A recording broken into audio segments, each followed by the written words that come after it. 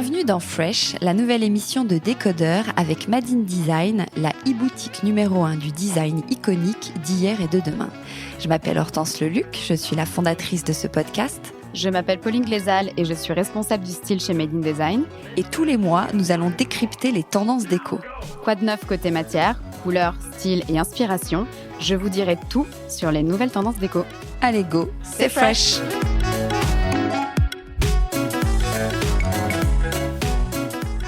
Salut Pauline. Salut Hortense. Alors le mois dernier, on avait parlé des grandes tendances déco de la rentrée. C'est un épisode d'ailleurs qui a beaucoup plu. Alors de quoi parle-t-on aujourd'hui ? Alors aujourd'hui, je vais te parler d'épure et de spiritualité. Je pense que tu l'auras remarqué, il y a un grand engouement pour le bien-être intérieur. Il y a de plus en plus de personnes qui s'ouvrent à la médecine douce, aux pratiques spirituelles alternatives comme le yoga. Il y a un nouvel attrait pour les pierres et les cristaux aux nombreuses vertus. On parle de spiritualité non religieuse. Et disons que c'est une approche holistique, c'est-à-dire de reconnecter le corps et l'esprit avec l'univers, ce qu'on appelle dans le jargon le tout. Alors moi ça me parle bien, je pourrais même faire partie de cette catégorie de personnes, mais est-ce que tu crois que ça parle à tout le monde ? Alors ouais, moi aussi ça me parle bien, mais c'est vrai que ça paraît un peu perché comme ça, mais en fait pas du tout, tu vas voir. Bon, parce qu'on est quand même là pour parler de déco. Et bien justement, cette tendance est vraiment en train de s'installer dans nos intérieurs. On parle bien du bien-être intérieur, non ? Enfin, tu vois, donc le bien-être à l'intérieur. Enfin, en gros, l'habitat se sanctuarise. C'est un refuge décoré ou plutôt habité par des objets qui permettent de mieux nous connecter à l'univers, en fait. Ouais, en fait, tu nous en parlais la dernière fois. On sent un désir de purifier les intérieurs, de libérer l'espace pour respirer, se reconnecter, c'est ça un peu ? Ouais, en fait, il y a un réel désir d'apaisement, d'être bien chez soi, et donc automatiquement, il faut commencer par faire le ménage. On se débarrasse de ce qui est encombrant, de ce qui est superflu, pour se concentrer sur ce qui est essentiel. Donc une forme, une matière, une couleur, un faisceau lumineux. Enfin, c'est une tendance qui est très intéressante parce que paradoxalement, en simplifiant les objets, on leur donne plus de sens, on leur donne une âme. Et c'est pour ça que je dis qu'ils ne décorent pas simplement un intérieur, mais qu'ils l'habitent. Mais comment ça se traduit, cette épure, cette spiritualité dans la déco en termes de, je sais pas, de matière, d'objets, de couleurs ? J'ai envie de commencer par te parler de matière, parce qu'il y a énormément à dire là-dessus. En fait, il y a un grand retour des matières minérales transparentes et translucides. On a le verre incolore et transparent qui, par exemple, est de nouveau très utilisé, et surtout dans l'immobilier, parce qu'il donne tout de suite cette sensation de légèreté et d'immatériel. On retrouve par exemple sur des meubles d'appoint, mais aussi sur des assises, des tables basses. En fait, ces objets existent sans exister dans l'espace. C'est comme s'ils flottaient un peu comme des âmes fragiles et sculpturales en même temps. Enfin, on est vraiment dans les références du divin, tu vois. Et on a un autre matériau qui est très intéressant. Donc, c'est une pierre minérale qui est de plus en plus utilisée, qui est l'albâtre. Et en fait, c'est une pierre qui est hyper jolie parce qu'elle laisse passer la lumière de façon assez floue. C'est comme un marbre blanc translucide, tu vois. Mais on a aussi le travertin, dont je t'ai plusieurs fois parlé, qui n'est pas translucide, mais qui est une version plus chaude et plus pauvre, en fait, moins clinquante et du coup plus résistante aussi que le marbre.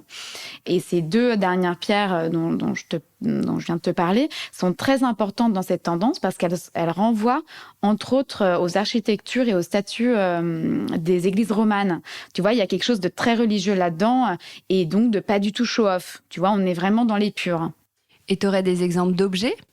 Alors oui, pour l'albâtre, on le retrouve surtout dans le secteur des luminaires. Donc d'habitude, c'est sur les pieds. Mais depuis quelques temps, on le retrouve particulièrement sur les abat-jours. Justement parce que c'est une matière translucide qui laisse passer cette lumière un peu diaphane comme ça, qui est très apaisante et très propice à la spiritualité. Et pour te donner un exemple, on a cet éditeur espagnol qui s'appelle Carpienne, qui fait des magnifiques luminaires et notamment des lampes sans fil qui ressemblent à des bouteilles en marbre. Elles sont très sculpturales, très lourdes. En fait, c'est vraiment l'idée de la lumière qui se matérialise et j'aime bien parler de lumière divine. Et en travertin, est-ce que tu aurais un bel objet à nous décrire? Ouais, alors on a une coupe qui est sublime, qui a été designée par Space Copenhagen pour N-Tradition. Et en fait, elle a été sculptée à même le travertin. Donc elle est très lourde et pourtant extrêmement fine. On dirait un peu un plateau d'offrande Inca, tu vois. Et c'est vrai que le travertin, c'est une pierre qui est très minérale. Et du coup, il y a ces imperfections qui donnent vraiment l'impression d'avoir un peu une antiquité divine entre les mains, tu vois. Oui, toutes ces pièces-là dont tu nous parles, c'est comme si elles avaient un peu une aura. Bah, complètement. Et je dirais que c'est un peu lié à cette couleur, tu vois, ce beige doré qui est très lumineux. Et dans le cas de cette coupe, ça, je sais pas, moi, ça me rappelle un peu, ça m'évoque un peu un astre, la lune, quoi, tu vois. Mais le beige doré, c'est vrai que toutes ces nuances très pâles sont complètement revenues dans la déco. Ouais, alors ces teintes pâles qui sont des nuances de beige, de blanc, de rose, de gris, en fait, on les appelle les neutres. Ce sont des teintes basiques, dans le vrai sens du terme, hein, en opposition à acide, comme peut l'être une couleur vive. En fait, ce sont des couleurs apaisantes qui s'accordent avec toutes les teintes. Et les couleurs neutres s'inspirent de la nature. Un jaune pâle coquille d'œuf, un vert lichen, un gris argile.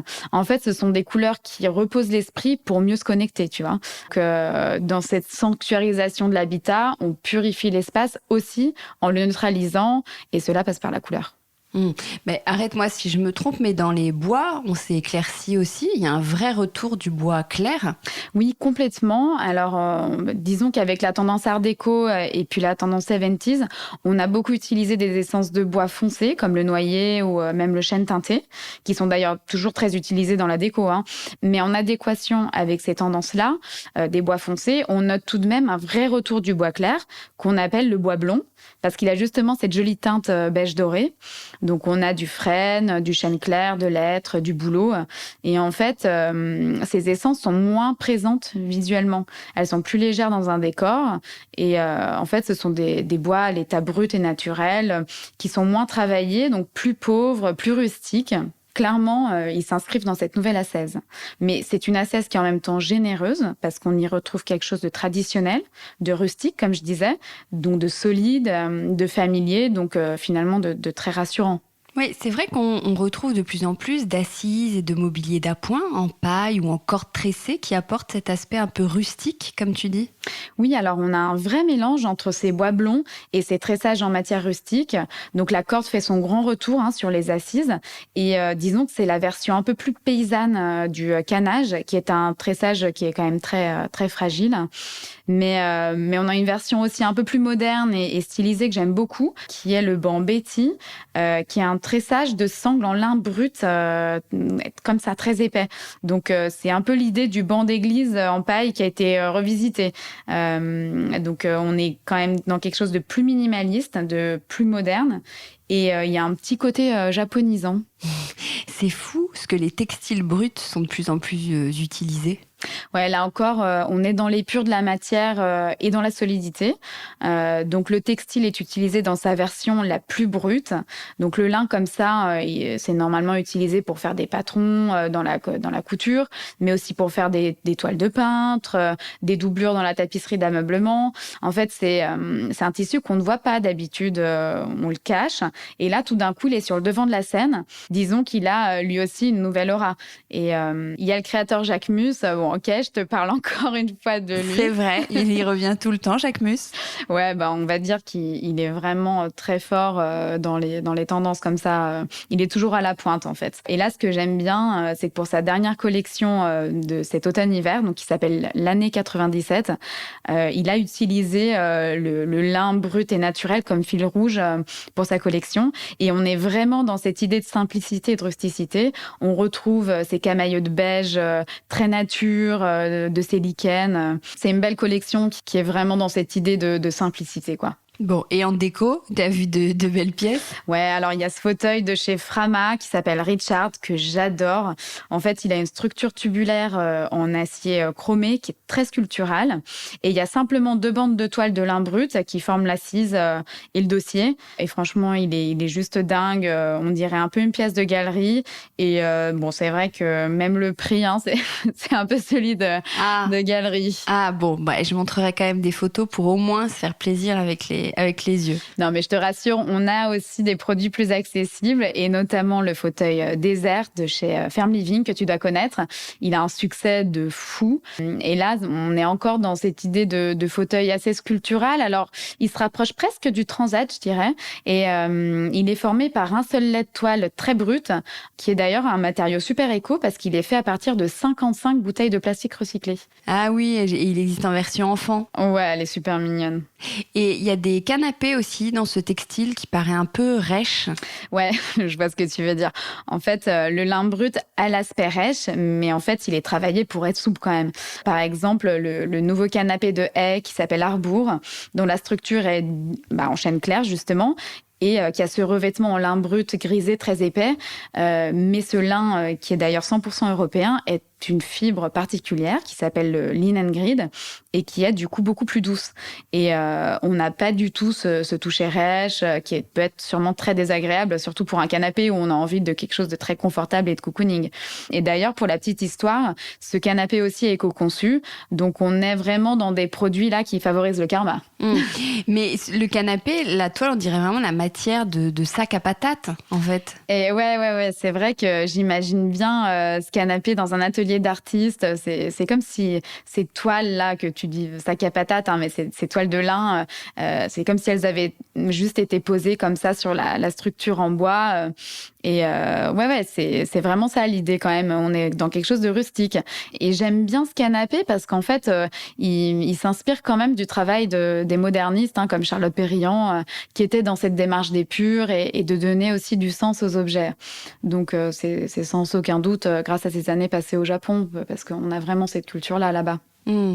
Alors, comment se manifeste la spiritualité à travers ces produits ? Là encore, on est dans la frugalité, hein. Donc c'est l'utilisation de matériaux simples et non sophistiqués, mais qui résistent dans le temps. Donc c'est une approche assez monacale, hein. Donc la fonction prône sur l'esthétique, et cette ascèse-là est garante de bien-être. Néanmoins, c'est important quand même de garder à l'esprit que ces objets sont rassurants et généreux parce qu'ils nous renvoient quelque chose de familier.